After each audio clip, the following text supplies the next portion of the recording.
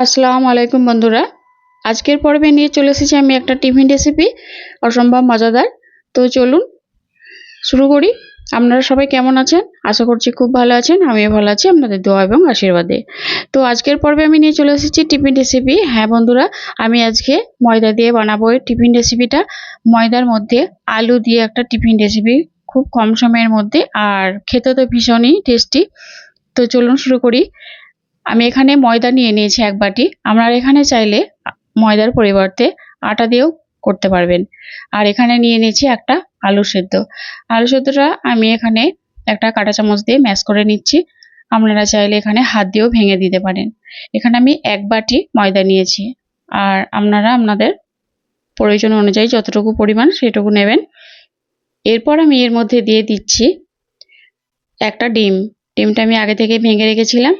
আর আলু সেদ্ধটা আটার মধ্যে দিয়ে দিয়েছি, আর এখানে দিয়ে দিচ্ছি আমি স্বাদ মতো নুন। এরপর এই উপকরণগুলো আমি হাত দিয়ে প্রথমে মেখে নেব। ডিম, আলু সেদ্ধ আর নুন সবগুলোকেই আমি প্রথমে আগে হাত দিয়ে মেখে নিচ্ছি। হ্যালো বন্ধুরা, যদি আমার চ্যানেলটা সাবস্ক্রাইব না করে থাকেন অবশ্যই আমার চ্যানেলটা সাবস্ক্রাইব করে আমার পাশে থাকবেন। তো এইভাবে করে হাত দিয়ে এটাকে মেখে নিয়েছি দেখুন।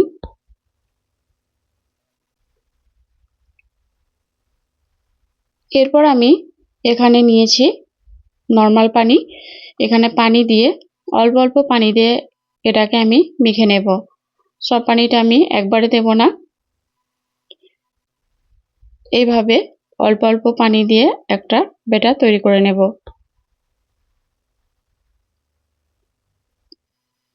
আপনারা এখনো পর্যন্ত যদি না এই রেসিপিটা বানিয়ে থাকেন অবশ্যই এই রেসিপিটা বানিয়ে নিতে পারেন। সকালে ব্রেকফাস্টে বা বাচ্চাদের স্কুলে টিফিনে এই রেসিপিটা তৈরি করে নিতে পারেন। খুব তাড়াতাড়ি হয়ে যাবে আর খেতেও অসম্ভব মজাদার। তো আপনারা চাইলে এটা চামচ দিয়ে এভাবে গুলে নিতে পারেন, কিন্তু আমি হাত দিয়ে এভাবে মেখে নিচ্ছি, কারণ হাত দিয়ে মাখাটাই বেশি ভালো হবে। তো এখানে দেখুন এরকম ভাবে আমি মেখে নিয়েছি। এরপর আমি এটাকে একটু রেস্টে রেখে দেবো 5 মিনিটের জন্য। একটা প্লেট ঢাকা দিয়ে আমি এটা রেস্টে রেখে দিলাম। আর এদিকে দেখুন আমি কুচিয়ে নিয়েছি একটা মাঝারি সাইজের টমেটো, আর একটা মাঝারি সাইজের পেঁয়াজ, আর এখানে নিয়েছি আমি 4টে কাঁচা লঙ্কা। তো সবগুলোকে এরকম ছোট ছোট করে কেটে নিয়েছি দেখুন, অনেক পাতলা পাতলা করে আর ছোট ছোট করে এইভাবে কেটে নিয়েছি।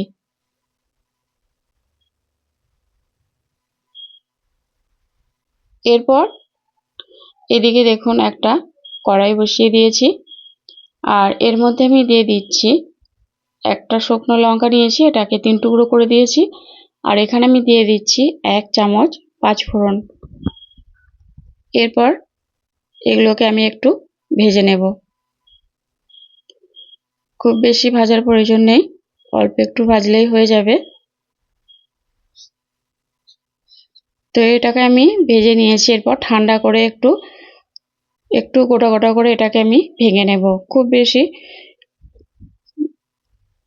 করার দরকার নেই, একটু ভেঙে নিলেই হবে। আর এদিকে দেখুন এটা আমি ময়দাটা মেখে রেখেছিলাম, এটা দেখুন অনেকটাই আরো একটু বেশি ঘন হয়ে গেছে।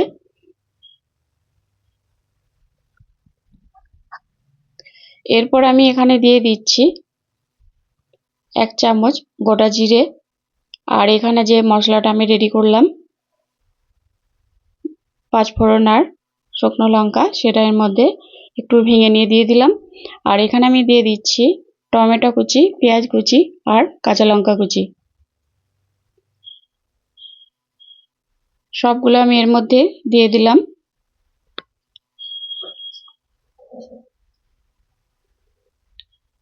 এরপর আমি এখানে দিয়ে দিচ্ছি 1 চামচ চিনি। এরপর চামচ দিয়ে আমি এগুলোকে একটু ভালো করে মিশিয়ে নিচ্ছি।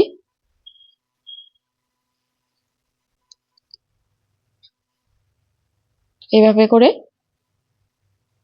চামচ দিয়ে এটাকে সবগুলো উপকরণ একবার ভালো করে মিশিয়ে নিচ্ছি।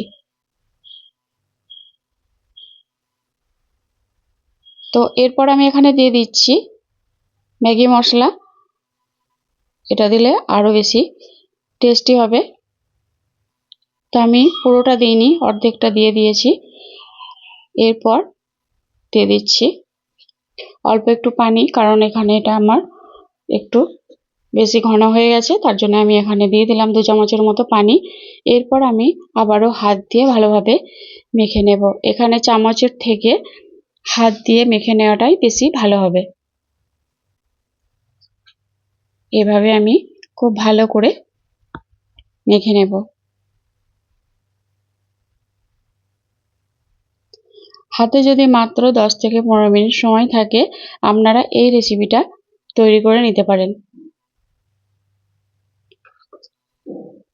তো এটাকে আমি খুব ভালো করে মেখে নিয়েছি। দেখুন এটা আমার রেডি হয়ে গেছে।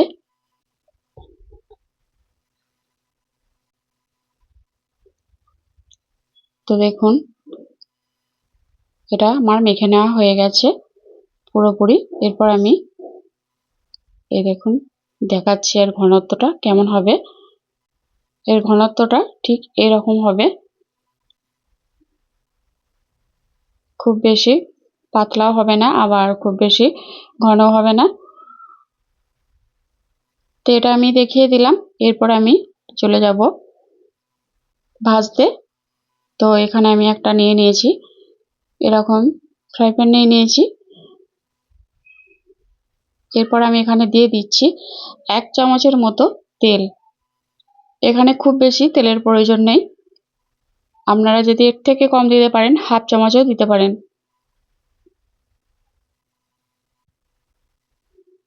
তেলটাকে দিয়ে আমি একটু চারিদিকে ছড়িয়ে নিলাম।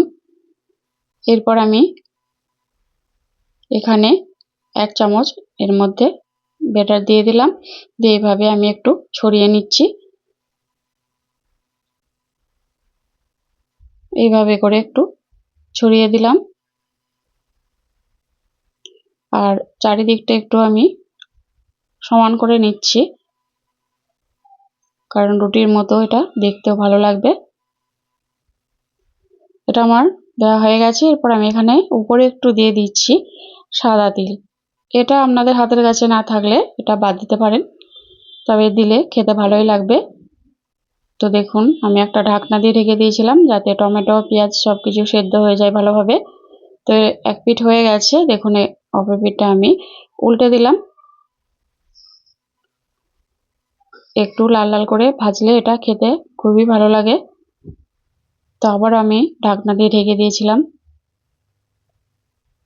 এইভাবে একটু ঢাকনা দিয়ে ঢেকে এগুলোকে ভেজে নিলে আমি এখানে যে পেঁয়াজ আর টমেটো দিয়েছি না, সেগুলো একটু সেদ্ধ হয়ে যাবে।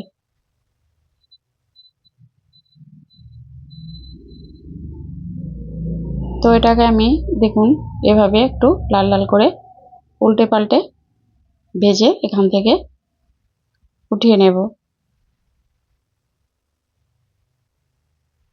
তো এটা আমার ভাজা হয়ে গেছে, এটাকে আমি এখান থেকে উঠিয়ে নিলাম। এরপর আমি আবারও আরেকটা দিয়ে দেখাচ্ছি। দেখুন আপনারা যদি 1 চামচ তেল নাও দিতে পারেন, যারা পছন্দ করেন না তেল, তারা কিন্তু হাফ চামচও দিয়ে করতে পারেন, বা ব্রাশ করেও এটা করা যেতে পারে। আবারও আমি দিয়ে দিলাম 1 চামচ। দেওয়ার পর আমি এভাবে করে ছড়িয়ে দিচ্ছি।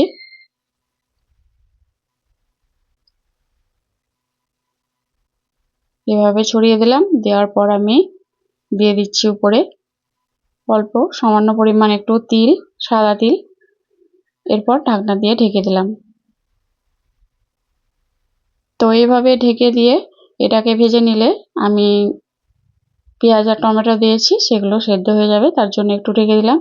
আর ঢাকনা না দিয়েও এগুলো ভাজা যাবে, তবে দিলে ভালো হবে, কারণ পেঁয়াজ আর টমেটোটা সেদ্ধ হয়ে যাবে তাড়াতাড়ি। তো দেখুন এটাও আমার আর একটা আমি ভেজে তুলে নিয়েছি। তো এইভাবে করে সবগুলোকেই আমি রেডি করে নিয়েছি। দেখুন সবগুলোকে আমি রেডি করে নিয়েছি। দেখুন কত সুন্দর, একটু লাল লাল কালার করে ভেজে নিলে দেখতে সুন্দর লাগবে আর খেতেও ভালো লাগবে। তো আমি একটা ভেঙে দেখাচ্ছি। দেখুন ভেতরটা একটু কাঁচা নেই। এই দেখুন। তো রেসিপিটা কেমন লাগলো অবশ্যই জানাবেন। ভালো থাকবেন, সুস্থ থাকবেন।